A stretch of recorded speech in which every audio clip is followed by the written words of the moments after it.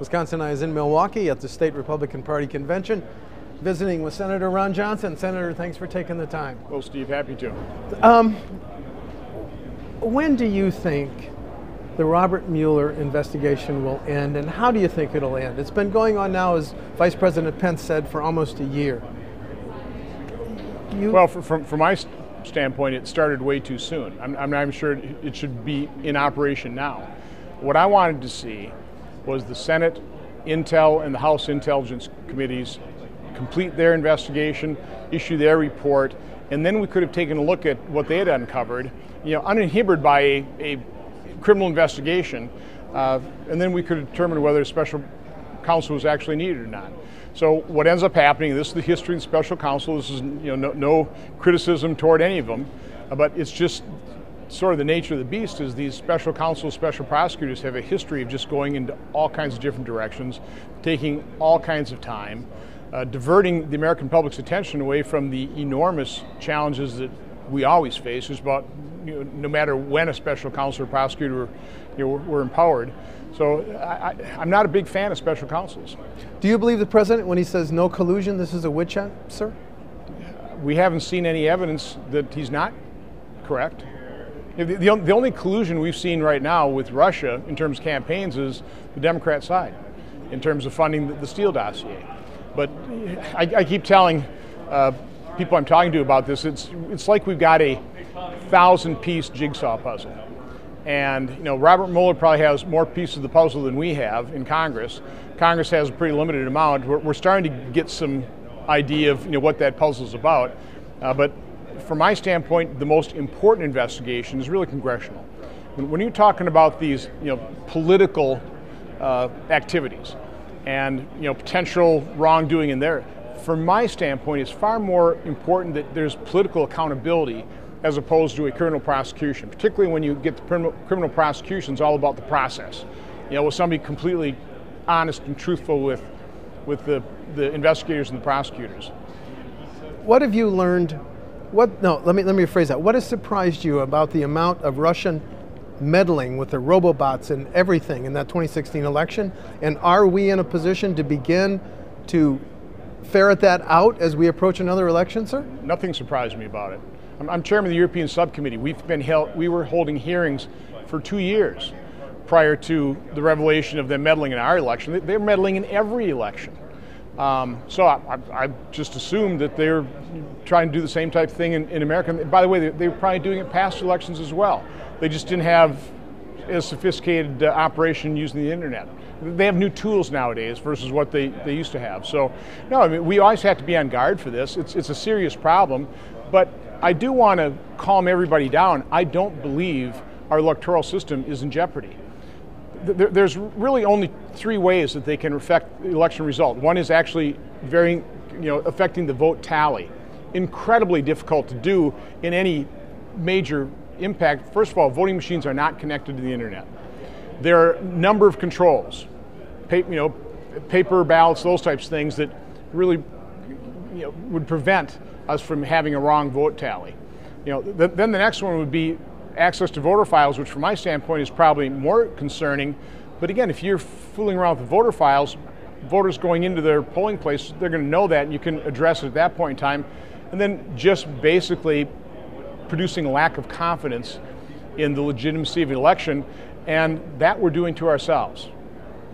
So again, I really believe, and the Obama administration, I was one of the people briefed prior to the election, and the Obama administration back then, in September, was telling us we have evidence of Russian potential interference, we've got it under control, and we'd like you to go out, as members of Congress, we'd like you to go out and basically say the election will be legitimate, all's well.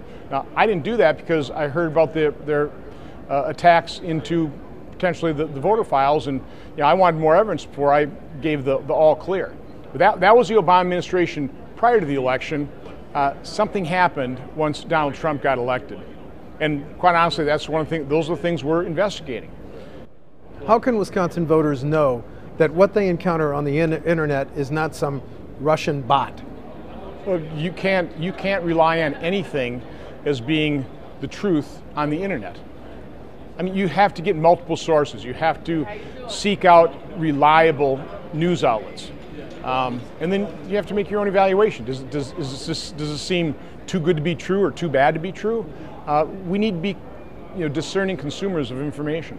Gina Haspel, her pending confirmation as CIA director, you support it? Will she be confirmed? Absolutely. I hope so.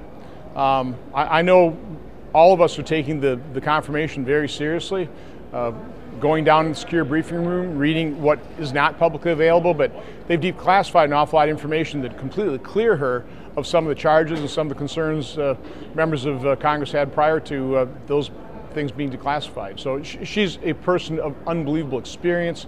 The outpouring of bipartisan support of people within the intel community certainly gives me a great deal of confidence, and certainly one of the major reasons I'm going to vote for a confirmation. You have a lot of respect for Senator John McCain. Your reaction to that comment by the White House aide?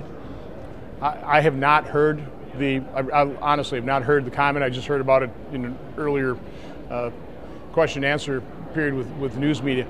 I have a great deal of respect for John McCain. I don't always agree with him, but I would never say anything that I thought would be hurtful or that would disrespect him. You were asked on TMJ yesterday about whether to trust North Korea and their alleged willingness to give up their nukes. You have a great, you're a skeptic, correct? Oh, absolutely. But listen, I think it's without doubt that President Trump's massive pressure campaign has brought Kim Jong-un to the negotiating table. We'll see if it's in good faith. It obviously produced the release of 3 hostages. That's a very good thing. That's something to celebrate. Certainly what I've been saying too is, and I've been telling President Trump privately and publicly, the number one priority of our relationship with China is to get them to cooperate to maintain the sanctions until we obtain the complete, verifiable, irreversible dismantlement of these programs. And that requires China to be totally on board, which they are for really the first time. They are really enforcing these sanctions because it's in their best interest. A nuclear Korean peninsula is not in their best interest.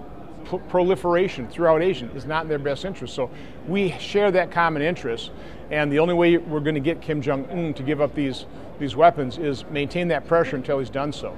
Was the president right to withdraw the United States from the deal with Iran? I believe so. The world, the region was made less safe by that nuclear agreement. We funneled $100 billion plus into the largest state sponsor of terror. They applied some to their economy, but not enough because they have spontaneous protests by Iranian people. They're a little upset that they spent tens of billions destabilizing Yemen and Syria, and now we're seeing kind of a low-grade conflict between Iran and Israel in Syria because of the missiles and all the support that and the bases that Iran has set up in Syria. So it's the agreement itself that has made the world less safe. I think by withdrawing from it, we probably have a better chance, particularly with people like French President Macron, who said he's going to try and strengthen the deal. I've covered your 2010 election, your 2016 re-election. I've seen your PowerPoints. You went to Washington to work on the deficit, which now stands at $21 trillion. What am I missing? Why? Because there is not even close to enough members of Congress that pay any attention to it. Steve, what do you think is the number one motivation of most members of Congress? Re-election. To get re-elected. So how do you get re-elected? Well, you promise people things. And as long as you can keep promising people things without consequence, we've been keeping interest rate artificially low. So what we pay out in interest on the debt hasn't created a big enough crisis yet. We all know this can't go on forever. We saw the dramatic harm to our economy when the housing bubble burst. I think that will be mild in comparison to when the debt bubble burst, but nobody can predict it. When does that debt bubble burst? I can't tell you. As long as the U.S. is the world's reserve currency, as long as we can, in effect, print more money, and let's face it, the dollar is strengthening. You just cannot predict these things. I've spoke to the chairman of the Federal Reserve, a couple of them. I don't really believe anybody truly understands or can predict the effect of monetary policy. So we just don't know, but we do know it's unsustainable, and we know the primary cause. Over the next 30 years, probably about $18 trillion more in benefits will be paid out of Social Security than you get in revenue. Our health care, including Medicare, probably about $38 trillion. The rest of the $128 trillion 30-year projected deficit. is interest on the debt, over $60 trillion. So if we don't want to pay $60 trillion to our creditors, we better seriously address the deficits in Social Security and our healthcare spending. What major decisions does America face when that bubble bursts? What's it look like? Well, nobody can predict. But what would certainly happen is what happened in Greece, where interest rates skyrocket, and that wouldn't just be for government lending, that would be for everybody. So it would be such a horrific economic downturn and loss of opportunity, loss of jobs. Again, our financial system relies on confidence. And when something dramatic like that hits, you lose all kinds of confidence. That in the 30s, that's what caused runs on the bank. It's what caused a severe recession after the housing bubble burst. So again, we'd be well advised to pay attention to it, but not enough members are. You also went to the Senate to act on health care.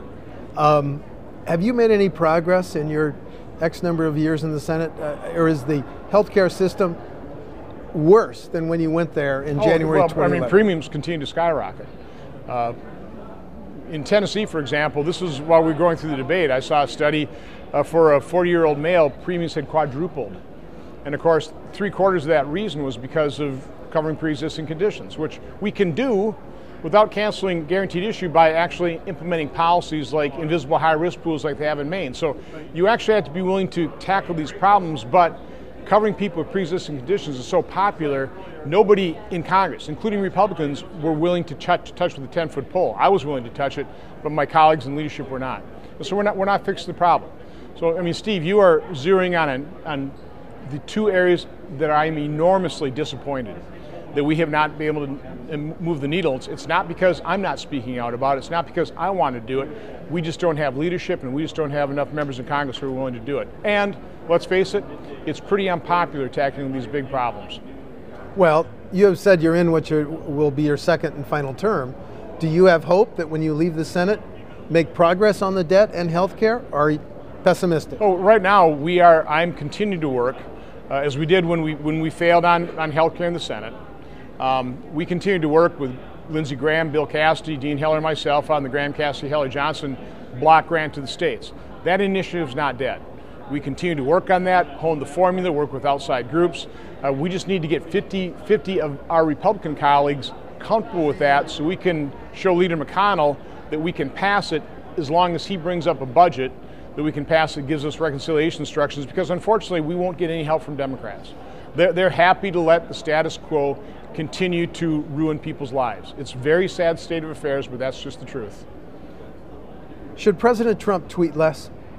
I'm not a real fan of tweets. I mean, I tweet, but not personally. We tweet that through my communications department. I learned a long time ago, sometimes it's not the smartest thing to express immediately what you're thinking.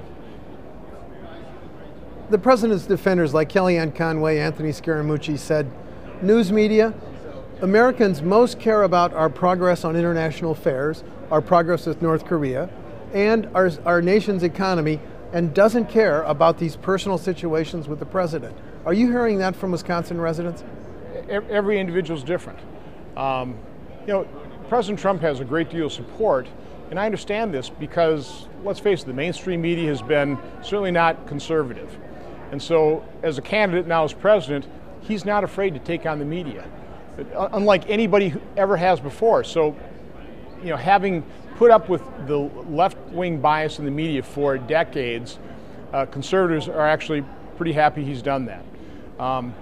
Some people are overjoyed with President Trump, and they can't get enough of the tweets. Other people are somewhat concerned, but they certainly appreciate the policy direction. I would put myself in that category. We have stopped overregulating the economy. We've made American tax system more competitive. We are showing strength within the world, and that is making dictators think twice and might give us an opportunity to ramp down the danger of both North Korea and Iran. So the proof will be in the pudding.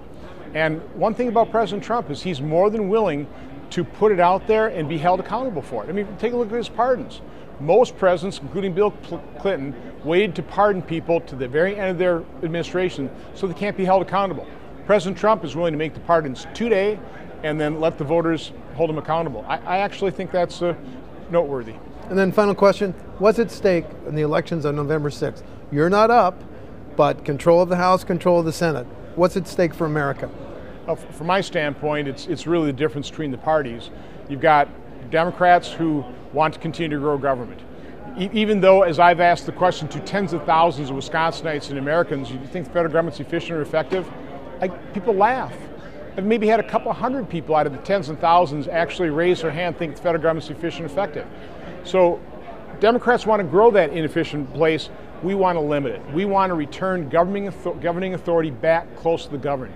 We want to protect people's individual liberty and freedom, and a free market system that, through the test of time, has produced more prosperity, more opportunity for the greatest number of people than any other economic history. Democrats want to overregulate that, overtax that, and they do great harm to people's opportunity and prosperity. Senator Ron Johnson, thanks for talking to Wisconsin. Nice to see you again. Have a good convention. Thank you.